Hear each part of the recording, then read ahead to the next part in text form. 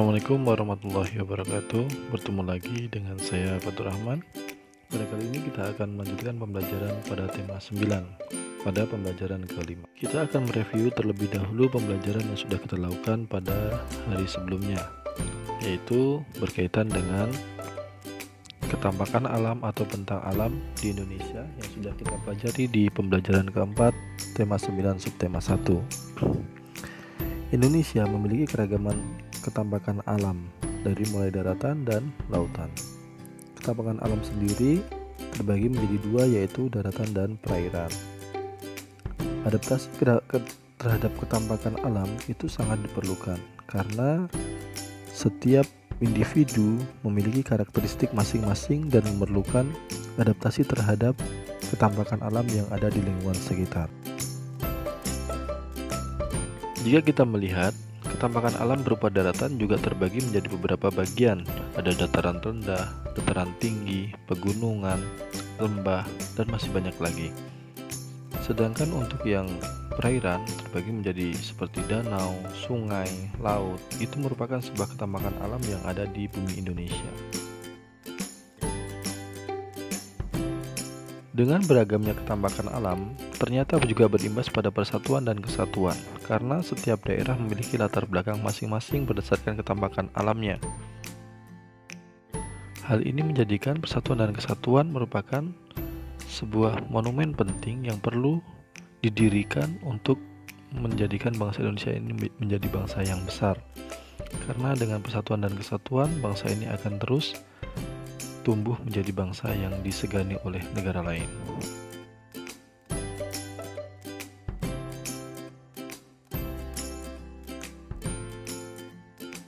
Pernahkah kalian pergi ke daerah perkotaan? Di sini ada ilustrasi sederhana, yaitu berkaitan dengan keluarga Lani. Suatu hari, keluarga Lani berkeliling kota dengan mengendarai mobil. Saat lalu lintas berwarna merah, mobil yang dikendarai ayah Lani terhenti. Tiba-tiba ada seseorang yang mengetuk kaca mobil.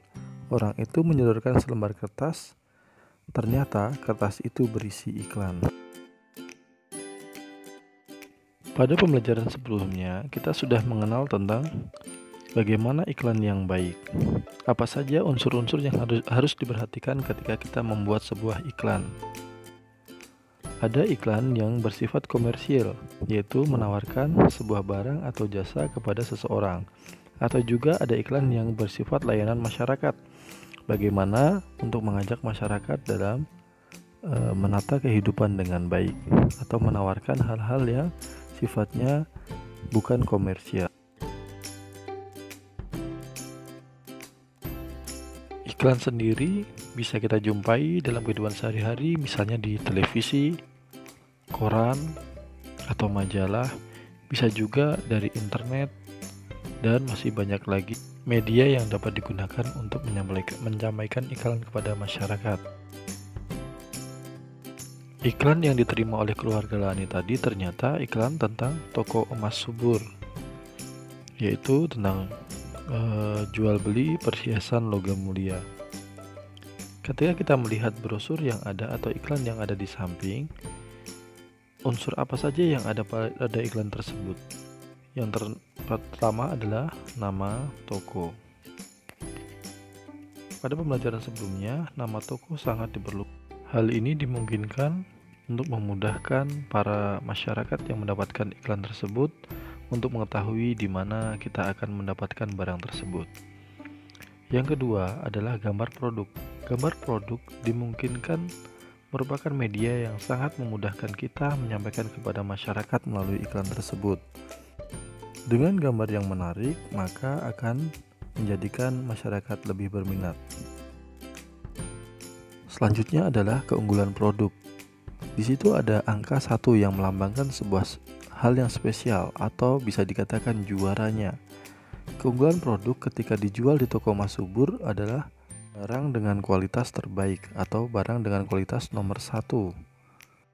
Hal ini juga menjadi perhatian yang sangat utama karena masyarakat dapat menilai dengan mudah dari iklan tersebut. Selanjutnya adalah kalimat iklan. Di situ ada jual beli perhiasan logam mulia. Dan selanjutnya adalah alamat toko. Ketika sudah ada nama toko emas subur, tapi ternyata alamat toko tidak jelas, maka masyarakat pun akan kebingungan di mana ia akan menemukan toko tersebut atau mendapatkan produk yang berkualitas. Dan yang terakhir adalah di situ nomor telepon toko. Ini juga memudahkan masyarakat untuk dapat langsung menghubungi toko tersebut.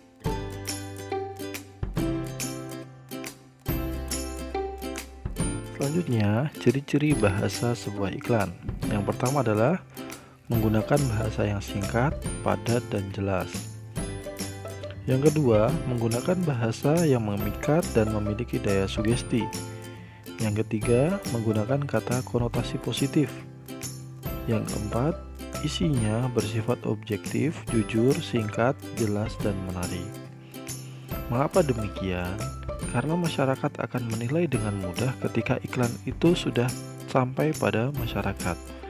Jika tidak menggunakan bahasa yang baik, singkat, padat, dan jelas, maka masyarakat akan kesulitan mengetahui apa isi iklan sebenarnya. Begitu juga tentang penggunaan bahasa yang memikat dan memiliki daya sugesti. Ketika kita membaca, dengan mudah kita memahami dan memikat seseorang, maka ini akan menarik perhatian masyarakat. Ada dua buah iklan yang kita sajikan. Yang pertama tentang tulisannya hemat energi, hemat biaya.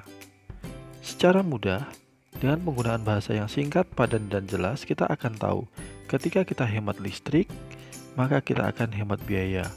Ataupun ketika kita hemat tentang penggunaan gas, maka juga kita menghemat biaya pengeluarannya. Atau iklan layanan masyarakat selanjutnya, yaitu berkaitan dengan tentang istirahatkan lampu bila tidak digunakan. Artinya, matikan lampu ketika kita tidak menggunakan. Ini merupakan contoh iklan layanan masyarakat untuk mengajak masyarakat peduli bahwa kita harus hemat energi. Hemat energi bisa bermacam-macam yang dapat kita lakukan. Salah satunya adalah mematikan alat listrik ketika tidak kita gunakan kembali, atau dapat diartikan kita menggunakan seperlunya saja. Jadi dari poin 1, 2, 3, dan 4 tadi sangat berpengaruh. Si iklan yang jujur maka akan lebih mudah diingat oleh masyarakat. Ketika mereka sudah membeli sebuah barang, maka ia akan merasa puas dan kembali lagi keesokannya. Selanjutnya kita kembali lagi ke tentang iklan toko emas subur.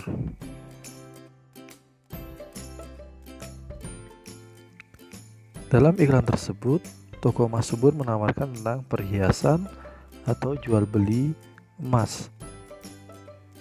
Tahukah kamu, emas ada yang termasuk zat tunggal dan ada yang termasuk zat campuran. Jika emas memiliki kadar 24 karat termasuk emas murni. Sedangkan emas yang sudah dicampur dengan logam tembaga memiliki kadar 22 karat, 20 karat, atau 18 karat. Emas seperti itu termasuk dalam benda zat campuran.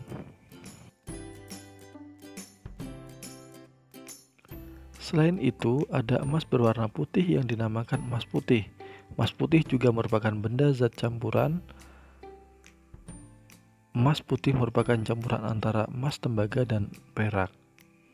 Campuran tersebut merupakan campuran homogen. Ingatkah kamu dengan pembelajaran yang kedua bahwa zat campuran ada dua, yaitu zat campuran yang homogen dan heterogen.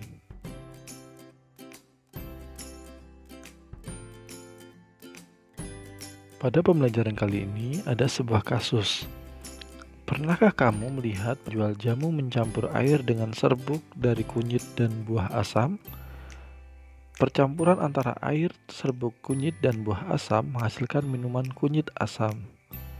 Apakah campuran itu tercampur sempurna atau tidak sempurna? Jika kalian amati, apakah itu percampuran atau zat campuran yang bersifat homogen atau zat campuran yang bersifat heterogen? Silahkan kalian jawab di kolom komentar di bawah ini.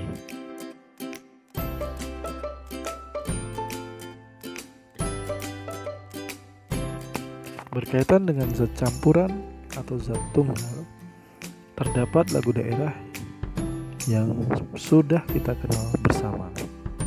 Berikut lagu daerah yang berasal dari Jawa Tengah. Silakan disimak baik-baik. Ora jamu, jamu godhong telu. Suwe ora ketemu, ketemu pisan. Gawe gelo. Berdasarkan jenis jamu tadi yang disampaikan, apakah itu termasuk zat campuran homogen atau zat campuran heterogen? Itu menjadi kasus kedua dan silahkan kalian jawab di kolom komentar juga. Pembelajaran pada hari ini Bapak cukupkan sekian. Semoga video pembelajaran ini bermanfaat selama pembelajaran di rumah ataupun ketika belajar tanpa bimbingan dari Bapak Ibu guru atau belajar secara mandiri di rumah. Jangan lupa like, komen, dan subscribe video ini dan silahkan share video ini sebanyak-banyaknya. Semoga memberikan manfaat bagi kita semua. Dan Bapak akhiri, Assalamualaikum warahmatullahi wabarakatuh.